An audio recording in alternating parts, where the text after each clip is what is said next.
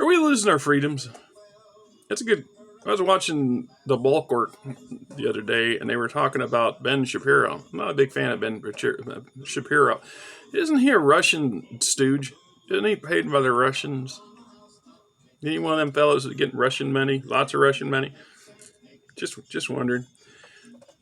How's that American? Capitalist, greedy, greed. Money's money, right? But when the money comes from your foes, or the foes of your country, people who have long had ill will for everything you supposedly stand for, how's that a good thing?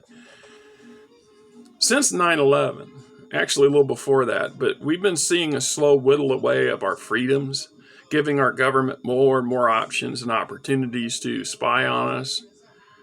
Talk about all these drones flying all over the place out there on the East Coast. And it sounds like some of these drones were seen at a bunch of British military bases prior to them suddenly all showing up in various areas on the East Coast. And those are pretty big damn drones and pretty good size. So somebody's running something, and they're not. Are they alien? Well, I don't think they are. They had one crash. It sure don't sound like it was alien to me. And other people said it sounds like, they're hearing whirring blades above. Doesn't sound like aliens to me. Maybe alien technology that we're not familiar with. I don't know. Right. But little by little, our freedoms have been whittled away. And ironically, the people doing this keep touting, we're doing it for your safety, but we're doing it for your freedom. Freedom is an interesting term in America. We throw it around a lot, and we utilize it often incorrectly, I think. And half of us don't even recognize true freedom when we see it and when we have it. Because remind me again how we're free. We're free to work ourselves to death, or free not to work. But you can't really sustain yourself that way. It doesn't work well. You still have to work unless, well, the homeless don't work, don't they? Don't the homeless work? You know how hard it is to be poor? You cannot, if you've not been there, just how hard it is to be homeless. You think that's simple and easy, but it comes with a lot of costs and stigmas. It's the truth. You don't have to like it. I'm not a fan of some of these people are just plain lazy. I've got coworkers like that. They're lazy, but not all of them are lazy, right? So we gave up some of our privacy for security, and then we gave up even more privacy for national security. Then we have this this private media that's owned by a handful of one percenters. Rupert Murdoch is a grand example of that. A grand example of what I'm talking about here. So who controls your news? How is that free? If they're biased and they're slanted to one side or another, how are you being served? Joe Q Public, how are you being served well by this media that currently exists? Social media is still kind of starting to get its legs out from under, getting to where it can start to run now. They were just toddling around a few years ago. Now they're starting to run. So maybe we'll see a change. The problem is who controls the outlets that the independent media utilizes. Really rich people. Most of your YouTube and whatever is owned by who? How much money did they give to Trump? Did they support the fellow that owns YouTube and his shareholders? I'm just asking, right? Because we see what Elon Musk's idea of free speech really is. He embraced the concept of real free speech over there on Twitter or whatever he wants to call it. And what did they end up with? An explosion of hate rhetoric, racist rhetoric, just class rhetoric. Yeah, that's great freedom, isn't it? Okay, so you're free to show your worst sides. Maybe that's a good thing, because Elon Musk is revealing the rotten core that's America's people. I hate to say this, for a bunch of decent people, Americans are generally decent people one-on-one individually. But A lot of us, not so much anymore. It's an angry world out there. America's angry.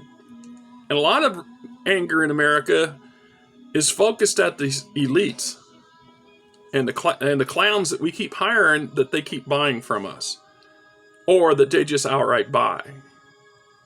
That anger will boil over at some point, corporate America.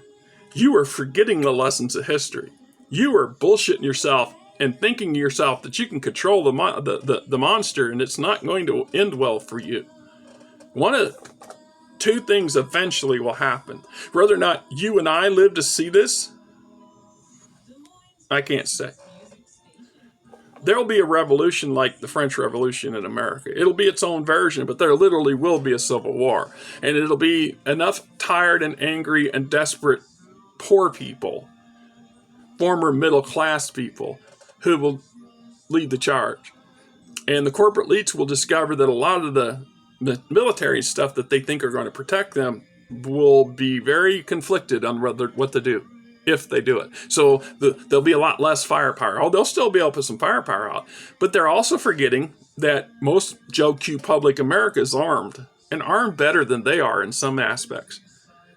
Even the police know this. They complain about it on a frequent basis, about how public civilians have enough firepower and artillery, to fuck up their days. That's why they have to have the body armor and the cams and the this and the this and the this. And it still isn't enough. Every few years, it's proven that happens. We're likely to see street warfare if Trump goes after the cartels in any meaningful way. The cartels have a shitload of people up here, and that ain't no joke. And I guarantee you, they have no problem fighting in the streets. Ask any one of their home countries that they all come from. Just pointing out the obvious things that I see. So you have a corporate-owned media that lies to you constantly, and then lies again about lying about it. You have corporate-controlled Republicans or politicians on both sides of the aisle. Both Democrats and Republicans are all in cahoots with the money source. Because that's all they can see in their narrow little worlds, and everything else is to the rest of us. We become a country of absolutes in many ways, and in democracy can't function that way.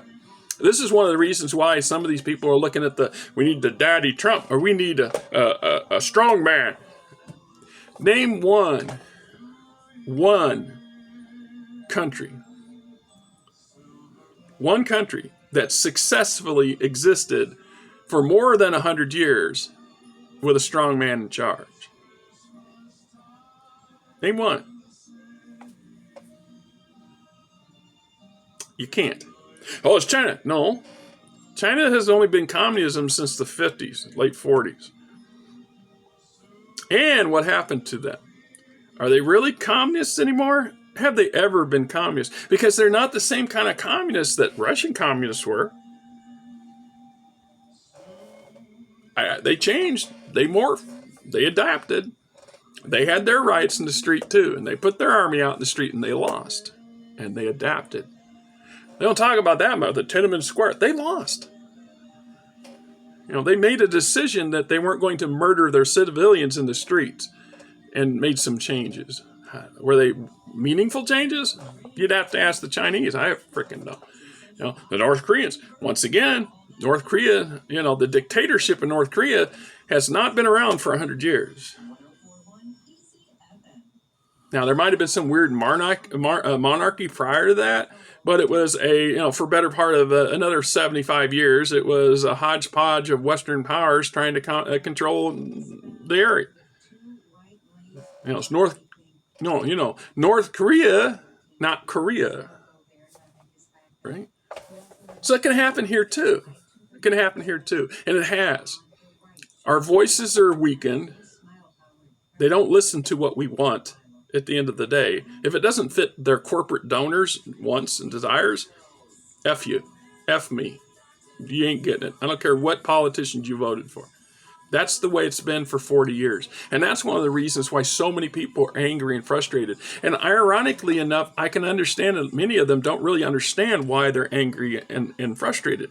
They grew up in a system they felt was fair and was designed to give them a chance, even though slowly, year by year, Since Ronald Reagan was elected, the right has been whittling away with that. This is not something that just happened. We're seeing 40 years of results coming to conclusion on this Trump era. This is why parts of me embraces the reworking of the federal government, assuming it works in our favor. There's the danger. These people have no real desire to help you and me. It's about corporate America and their donors and their power base.